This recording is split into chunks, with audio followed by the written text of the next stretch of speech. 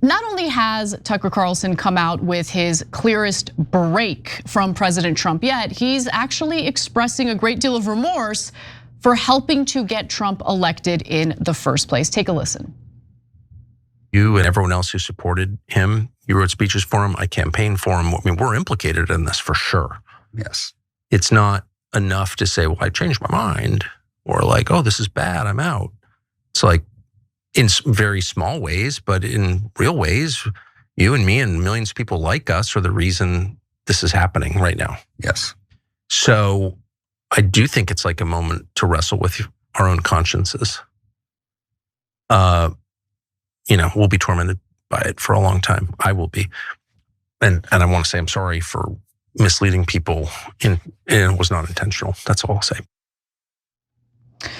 So this episode featured Tucker Carlson, obviously, and the second individual that you see is his brother, Buckley Carlson, who had previously written speeches for President Donald Trump, and much like his brother Tucker, has soured on Trump, especially lately, given his commitment to Israel to the detriment of the American people. But Cenk, your 2 cents. So I don't know what people want past that. I mean, that's as good an apology as I've ever seen, and he didn't need to give one. So people make mistakes, people vote for people they don't like. I've been forced to vote for a whole bunch of people I didn't like, right?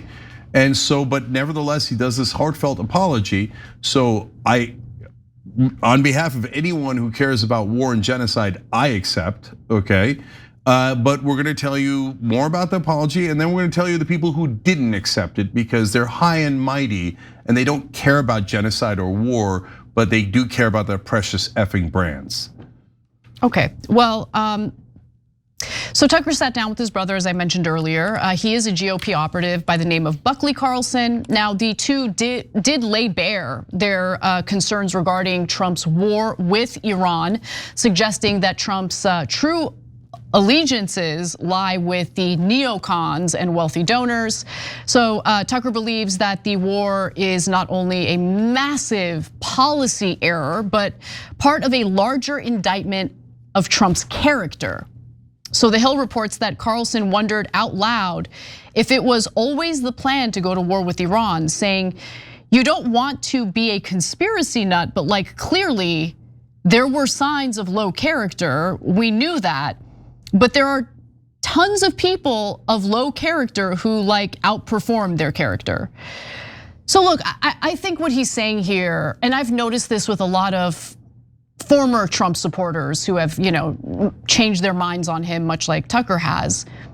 They were willing to kind of look past Trump's baboon behavior, the fact that he's just gross in so many immoral ways. And when I say immoral, right, I find it immoral to cheat on your pregnant wife with an adult porn star. You know what I mean? I find it immoral to get your mistress pregnant when you're married to someone else. That kind of stuff is immoral and usually would disqualify someone from becoming president.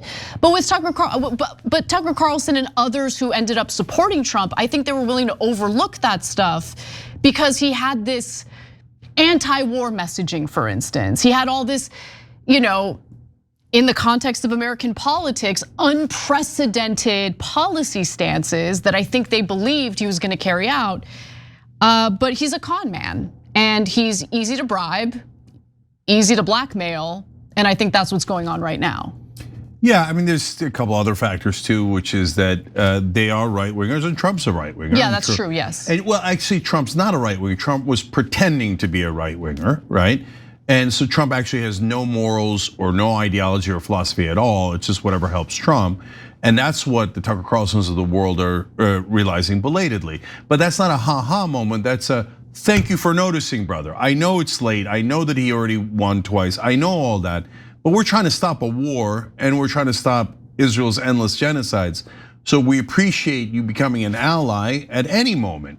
That's how a normal, decent human being would handle it. I'm gonna tell you how others handled it in a minute.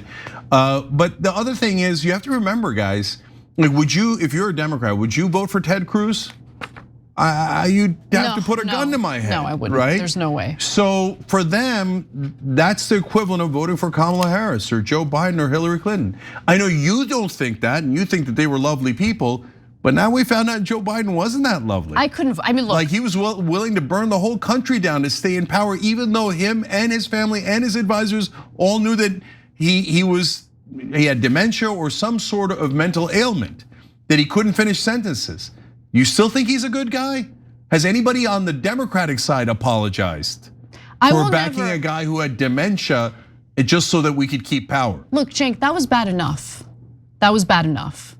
But even before that, the genocide in Gaza made Biden persona non grata for me. I'm sorry if that offends you, if you're a Democrat and you think you have to support the Democrats no matter what because the Republicans are so. Sorry, genocide's a big deal for me. When Kamala Harris refused to differentiate herself from Biden on the campaign trail, she was persona non grata for me as well. And said that she wouldn't change any of his policies on Israel. She wouldn't allow anyone to criticize Israel at the DNC. So if you say to me, no, the Democratic brand is more important than a genocide, you're not a good person. No, the Democratic brand becomes pro-genocide under that condition. Okay, and I just can't support that. So I didn't vote in the presidential election last time. Now, with that in mind, Tucker has been incredibly critical of Trump in the past, especially regarding foreign policy. By the way, one of the other things that Trump supporters thought Trump was serious about was like reindustrializing America, like bringing jobs back to America, moving away from globalization. He did no such thing. Now, the Iran war has been escalating and escalating the conflict between Trump and Tucker, and might have even been a factor in Tucker's son, also named Buckley, exiting his role as JD Vance's deputy press secretary, which I think is good. I think it's good that he exited. He apparently just started a private consulting firm. Now, Tucker's disagreement over the war is not only rooted in it being a political loser, but also in him having a sincere moral objection. At one point during the show, he referred to Operation Epic Fury as absolutely disgusting and evil. And this sentiment is reminiscent of an interview that Candace Owens actually gave to George Janko. This was a few years ago. And this moment with Candace actually meant a lot to me because it gave me a peek into what she's capable of. And it's actually a good thing. So take a look. Same, and so first I want to say, just like to all Muslims growing up during that time in America, I am sorry on behalf of America for the way that you were treated. That it is so unacceptable. When I go back and I re-examine that propaganda, that brainwashing that took place in the classroom to make me scared of something I didn't even know what a Muslim was. I remember going to the airport and someone was a Hindu and I was scared of it. I'm like, oh my God, they're gonna make him take this off of his head, blah, blah. I thought that was a Muslim, right? There was no education about anything. And the reason for that, he who controls the textbooks controls the entire country, in my view, right? It was because everything that we did responding to 9/11 should be assessed as whether or not they were crimes against humanity. We bombed 1 million Iraqi civilians. We killed 1 million Iraqi civilians. What were we doing in Iraq? The Saudis were on the plane. They just said there's weapons of mass destruction, and then they never found them. But in the process, they killed 1 million Iraqi civilians, right? And it made us think it's okay to just keep bombing Muslims. That was the purpose to me of that educational propaganda and brainwashing, is that we feel nothing for Muslims if they die. And that's so wrong. As a Christian, it bothers me. As a Christian, it bothers me that I allowed the school system to inform my perspectives, to not care about human beings. I really appreciate that she said that because it takes humility. It takes a willingness to admit you're wrong, you were wrong, and that you've changed your mind. And I know that I'm supposed to believe, and look, Candace Owens has political views that I do disagree with entirely. But that's separate from judging a person on whether they're a good person or a bad person, evil person, not an evil person. I'm supposed to believe she's an evil person when she reflects on things that she said about Muslim people in the past, realizes how wrong she was, and is willing to go on a podcast and openly admit, I was wrong, I fell for propaganda and brainwashing, and I feel bad about it. So then people come to me and say, let alone everyone else, and say you have to denounce her. I will denounce her when she says something that's worthy of denouncing. So, okay, I vehemently disagree with a bunch of things Candace says to this day, okay? And I don't like talk of religion or the Talmudic truths, I don't like any of that, and I'm against it, okay? But then they say, no, you have to denounce her entirely as a human being. Why? Did you ever give a speech like that defending Muslims? Did Jake Tapper ever give a speech like that defending Muslims? Has Jake Tapper ever admitted he's wrong about anything? Has any cable news host, has anyone in media, has anyone in politics? So a lot of these people pretended that they cared about marginalized communities. But when someone is now stepping up to defend maybe the most marginalized community, they're like, no, you have to throw her under the bus and bash her. No deal, no deal, okay? I'll disagree where I think it makes sense. I just told you where I disagree with her and vehemently. And I'll agree on the parts that make sense, like you were propagandized to hate Muslims, and that was done on purpose. You know, she talks about textbooks. You know who bought our kids' textbooks, the company that makes them? Robert Maxwell, Ghislaine Maxwell's dad. And that was after he stole our nuclear secrets. But yet he was never arrested for that, and they let him buy the companies that make our textbooks. Yeah. Well, I know, that's just a coincidence. Go ahead. And guys, the reason why I think this is important is because it shows you that people can wake up, they can evolve, they can change. We as human beings, all of us are very complex, and we all fall prey to disinformation and propaganda. With that in mind, don't just throw people away, engage in dialogue, because I do think that some people can change their minds. And recently I had a conversation with Megyn Kelly. Now, let me just say, Megyn Kelly's views on what ICE did to Alex Preddy, that stuff, I cannot even begin to tell you how much I disagree with her. It makes me angry, I covered it on the show. However, I went on her show, she wanted to talk about the war in Iran. She wanted to talk about the Epstein files. She wanted to talk about Israel. Get a load of this. You know, I can speak from the perspective of somebody who is just ardently pro-Israel without questioning. I used to look at people like you as just sort of like, that's crazy. They just, they can't stand Israel. I don't know why. I knew enough to know, like, keep questioning, because I would have like Glenn on my show all the time, and he's always been this way. But I didn't listen. I wasn't open-minded, and I am now in a way that I think a lot of Republicans are starting to be and haven't been. So thank you for being a part of that. Dialogue is the only way to change things. Throwing people away just makes people dig their heels in beliefs that might be ill-informed, might be based on propaganda. I just think humans are deserving of redemption. I think redemption is definitely a possibility. Doesn't mean you have to agree with everything they do and say, but give people a shot.